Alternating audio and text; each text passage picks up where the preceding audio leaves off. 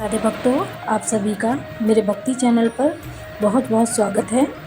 15 जून को सोमवती अमावस्या है।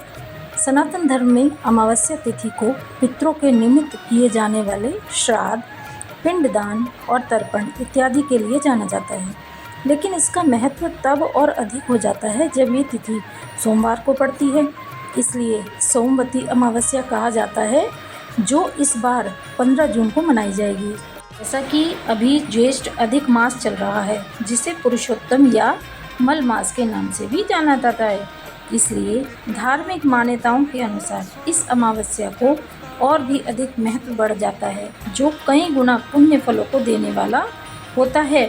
मान्यता अनुसार सोमवती अमावस्या के दिन भगवान नारायण, महादेव, पीपल वृक्ष और पितरों के निमित्त पूजन करने का विधान है। पुरुषोत्तम मास में नारायण की पूजा को अधिक महत्व दिया गया है। मोक्ष के देवता महादेव मृत आत्माओं को सदृष्टि देते हैं। साथ ही पितरों के निमित्त पूजन और पिंडदान इत्यादि कर्म से पूर्वज संतुष्ट होते हैं। इसलिए अमावस तिथि पर पीपल के वृक्ष में जल, कच्चा दूध, काले तिल अवश्य चढ़ाने चाहिए। भगवान विष्णु की धूप, दीप, पुष्प, रोली, सफ़ेद तिल, केले का फल, शक्कर, मुनक्का, गुड़ आदि से पूजन करना चाहिए। साथ ही शिवलिंग पर जल, पंचामृत, काले तिल, गन्ने का रस, भस्म, बेल, शमी, आक के पत्ते, लाल व सफ़ेद पुष्प, चंदन आदि से पूजन का खीर का भोग लगाना चाहिए। इस दिन ज़रूरतमंदों को अन्न, वस्त्र और दक्षिणा का दान दें और ओम नमः शिवाय तथा ओम नमो भगवते वासुदेवाय का भी अति उत्तम माना गया है। पौराणिक कथा के अनुसार प्राचीन काल में एक साहूकार रहता था। उसके 7 पुत्र और 1 पुत्री थी। उसने अपने सभी पुत्रों का विवाह कर दिया, लेकिन अपनी पुत्री के विवाह को लेकर वह बहुत ही चिंतित रहता था, क्योंकि उसकी कुंडली में वैद्य योग था।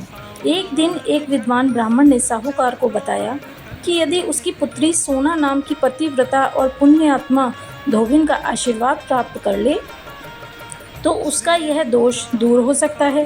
साहूकार का सबसे छोटा पुत्र अपनी बहन को लेकर सोना धोबिन के घर ओर निकल पड़ा। यात्रा के दौरान एक नदी किनारे विश्राम करने लगे। वहीं एक वृक्ष पर गिद्ध का घोंसला था। तभी एक वैशेला सांप घोंसले में पहुंचकर गिद्ध के बच्चों को खाने के लिए पहुंच गया। साहूकार की पुत्री ने साहस दिखाते हुए सांप को मार दिया और गिद्ध के बच्चों की रक्षा की। जब गिद्ध लौटकर आए और उन्हें पूरी घटना का पता चला तो वे बहुत ही प्रसन्न हुए। उन्होंने उस कन्या को सोना धोबिन के घर तक पहुंचने का मार्ग बता दिया। कन्या कई महीनों तक निष्ठापूर्वक सोना धोबिन की सेवा करती रही। उसकी सेवा और समर्पण से प्रसन्न होकर धोबिन ने उसे आशीर्वाद दिया तथा अपनी मांग का सिंदूर उसकी मांग में भर दिया। इसके प्रभाव से कन्या का दुर्भाग्य सौभाग्य में बदल गया। इसके बाद सोना धोबिन ने उसे सोमवती अमावस्या व्रत का महत्व और विधान भी बताया।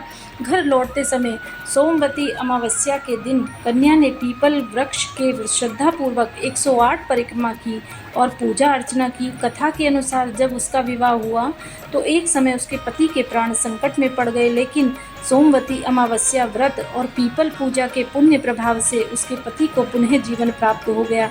तभी से इस व्रत को अखंड सौभाग्य और पति की दीर्घायु प्रदान करने वाला माना जाता है। सोमवती अमावस्या केवल एक व्रत नहीं, बल्कि श्रद्धा, सौभाग्य और भगवान की कृपा प्राप्त करने का पावन अवसर माना जाता है।